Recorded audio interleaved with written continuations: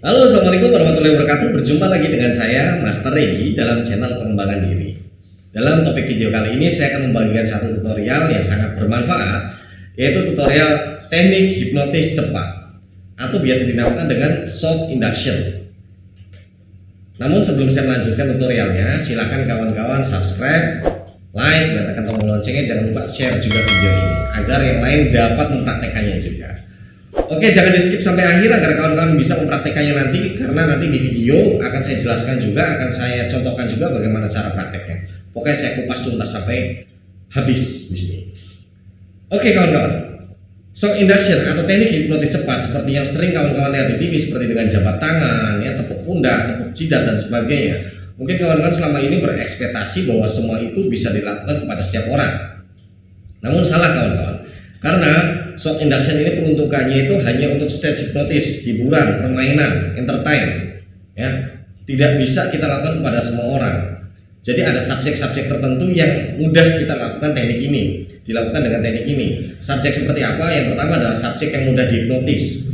Subjek yang mudah dihipnotis itu subjek yang seperti apa? Subjek yang mau, subjek yang tingkat sugestibilitasnya bagus, subjek yang memiliki tingkat fokus bagus. Ya, lalu bagaimana cara menentukan subjeknya atau mencari subjeknya? Dengan cara melakukan tes sugesti. Di video saya sebelumnya, saya sudah memberikan tutorial bagaimana cara menghipnotis untuk pemula, bagaimana cara melakukan tes sugesti, dan bagaimana cara mencari subjek untuk agar mau dilakukan tes sugesti atau hipnotis. Silakan kawan-kawan buat yang belum menyimak videonya, ditonton dulu videonya agar tidak gagal paham dan bisa mempraktekkan tutorial kali ini. Oke, kawan-kawan, setelah kawan-kawan menemukan subjek yang tepat, maka kawan-kawan sudah dipastikan akan berhasil melakukan shock induction. Namun beda cerita jika kawan-kawan memilih subjek yang salah. Ya, karena dalam dunia hipnotis itu, khususnya hipnotis verbal itu orang itu tergolong menjadi tiga, Pak. Ada yang mudah dihipnotis, ada yang moderat atau sedang, ada yang sulit dihipnotis. Namun pada dasarnya semua orang bisa masuk kondisi hipnotis. Namun tidak semua orang mau diajak bermain, dan tidak semua orang bisa dilakukan dengan teknik yang sama. Nah, untuk melakukan teknik shock induction ini kita membutuhkan subjek-subjek yang tergolong mudah, karena tujuannya adalah untuk stage, permainan, entertain, ya seperti itu. Jadi bijaklah dan telitilah dalam mencari subjeknya. Lalu bagaimana contohnya, bagaimana caranya melakukannya? Silakan kawan-kawan simak video ini sampai akhir, jangan skip, perhatikan baik-baik, pahami baik-baik. Mari kita bersama-sama lihat videonya berikut ini. Oke, sekarang kita akan mempraktekkan bagaimana cara melakukan tes sugesti. Ya, oke. Saya coba tangannya seperti ini. Jadi kita minta subjek kita untuk menempelkan tangannya seperti ini, jarinya seperti ini. Bisa dilihat ya. Kita minta subjek untuk melihat fokus ke arah jari tangannya sambil kita tekan. Oke, tekan. Oke, Mas Agus, silakan Anda bayangkan, menurut Anda yang Anda ketahui, lem yang paling lengket menurut Anda itu lem apa? Lem Alteco ya? Anda tahu lemnya ya? Oke, sekarang Anda bayangkan kalau di jari tangan saya ini memegang lem Alteco. Bayangkan, rasakan lem Alteco-nya saya olesi di kedua jari tangan Anda. Rasakan lem Alteco-nya masuk ke dalam sela-sela jari tangan Anda. Bayangkan dan rasakan lemnya semakin mengering, semakin lengket dan semakin menempel. Tentunya jari tangan Anda saat ini setelah diolesi lem lengket, bukan? Berarti kalau ada lemnya nempel. Kalau nempel berarti lengket. Kalau lengket berarti nempel. Nah, berarti kalau ketika tangannya jarinya ini nempel dan lengket, otomatis semakin coba Anda buka, jari tangan Anda semakin nempel dan lengket, betul tidak? Berarti semakin Anda coba paksa untuk dibuka, jari tangan Anda semakin nempel. Nah, karena nempel, jadi entah kenapa di hitungan ketiga nanti jari tangan Anda semakin nempel, semakin lengket. Semakin Anda coba buka, semakin nempel, semakin lengket. 1, 2, 3. Silakan coba dibuka. Bisa dilihat kawan-kawan, jari tangannya nempel, betul ya? Nah, jadi ketika sudah berhasil dilakukan tes sugesti seperti ini kawan-kawan, ini artinya tes sugesti Anda berhasil. Ya, tes sugesti Anda berhasil, dan ketika sudah berhasil melakukan tes sugesti, kita bisa melakukan teknik lainnya. Ya, teknik lainnya untuk permainan seperti shock induction. Dan untuk menormalkannya kita cukup bilang 1, 2, 3 normal. Ketika sudah bisa dibuka seperti ini, berarti sudah dipastikan subjek ini memiliki tingkat sugestibilitas yang tinggi. Nah, sekarang kita tinggal bagaimana cara mempraktekkan yang namanya shock induction. Oke, kita contohkan ya. Jadi dalam shock induction, kawan-kawan yang pertama bisa melakukan dengan jabat tangan. Nah, cara melakukannya adalah kita minta subjek untuk relax sambil kita goyang-goyangkan tangannya. Ya, relax. Lalu kita minta subjek untuk menatap mata kita sambil kita minta subjek untuk tarik nafas, buang nafas. Kawan-kawan perhatikan di sini ya. Dan perlu kawan-kawan pahami, saat menarik nafas harus dibarengi dengan kata saat menarik tangannya nanti harus dibarengi dengan kata tidur. Tidak boleh terlambat, tidak boleh terlalu cepat, harus berbarengan, harus bersamaan pada saat menarik tangan subjek kita. Oke, kita contohkan. Mas Agus relax. Lihat sini Mas Agus. Tarik nafas, hembuskan, tarik nafas, hembuskan, tarik nafas, hembuskan, tarik nafas, tidur. Nah, jadi saat kita tadi menarik nafas, kita minta subjek untuk menarik nafas, menghembuskan nafas, menarik nafas dan menghembuskan nafas.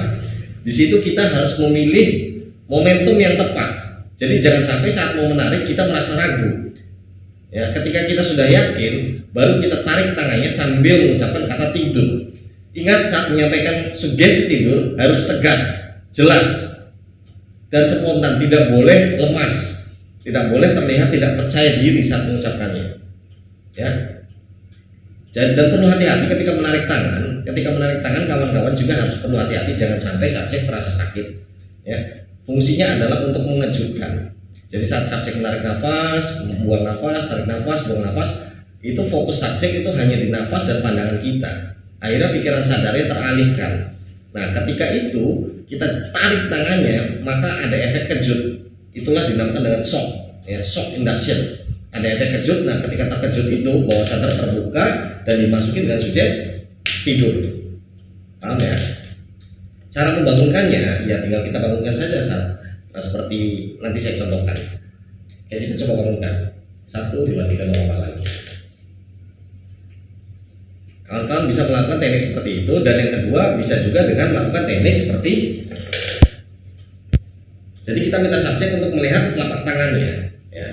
Kita minta subjek untuk membayangkan kalau di telapak tangannya ini ada titik atau lingkaran berwarna apa saja sesuai dengan visualisasi subjek.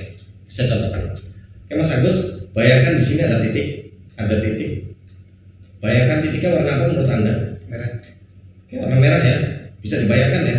Sekarang bayangkan titiknya ada di sini. Bayangkan titiknya semakin jelas, semakin nyata, semakin jelas, semakin nyata. Bayangkan titiknya semakin jelas, semakin membesar, semakin jelas dan semakin nyata. Bayangkan terus titiknya semakin jelas, semakin nyata, semakin jelas, semakin nyata. Ada titik warna merah di situ. Tidur. Itu pun bisa kawan-kawan lakukan. Jadi poinnya di sini adalah mengalihkan fokus, ya, mengalihkan pikiran sadar kepada hal tertentu. Ketika pikiran sadar teralihkan, maka ketika kita kejutkan dengan gerakan-gerakan seperti tadi, entah tarik tangan kah, tepak jidat kah, itu akan memberikan efek shocking, efek kejut. Nah, ketika itu bawah sadar terbuka dan kita harus masuk segera dengan sugesti tidur. Sampai sini bisa dipahami ya? Oke, sekarang kita bangunkan. 1, 2, 3, normal. Oke kawan-kawan, setelah kawan-kawan tadi menyaksikan video praktek dari saya, video contoh dari saya, di sini kawan-kawan harus mengerti dan memahami bahwa saat menjabat tangan tadi atau saat memberikan gerakan yang mengejutkan tadi harus memberikan efek mengejutkan, dan ketika mengejutkan itu harus dibarengi dengan kata atau sugesti tidur, dan tidak boleh terlambat ataupun tidak boleh terlalu cepat. Misalkan kawan-kawan tarik dulu baru bilang tidur, atau bilang tidur dulu baru tarik. Nah, itu tidak akan berhasil kawan-kawan. Jadi harus betul-betul bersamaan, tegas, jelas, dan mengintimidasi agar ada efek shockingnya di situ. Itulah kenapa dinamakan dengan shock induction atau shock induksi atau teknik hipnotis cepat, teknik induksi cepat. Jadi silakan kawan-kawan dipraktekkan. Kalau kawan-kawan masih belum paham, silakan simak lagi, putar ulang lagi video ini. Dan ketika misalkan ada nanti yang ingin ditanyakan, silakan kawan-kawan bisa komentar, kita diskusi di bawah. Mudah-mudahan tutorial yang saya berikan ini bisa sangat jelas, bermanfaat, dan bisa dipraktekkan. Nah, dan saya sarankan kawan-kawan terus berlatih, terus praktek. Karena tanpa praktek, kawan-kawan tidak dapat mengukur sampai seberhasil mana keilmuan kawan-kawan. Oke, sampai di sini saja. Saya Regi Kurniawan dengan channel pengembangan diri mengucapkan assalamualaikum warahmatullahi wabarakatuh dan see you.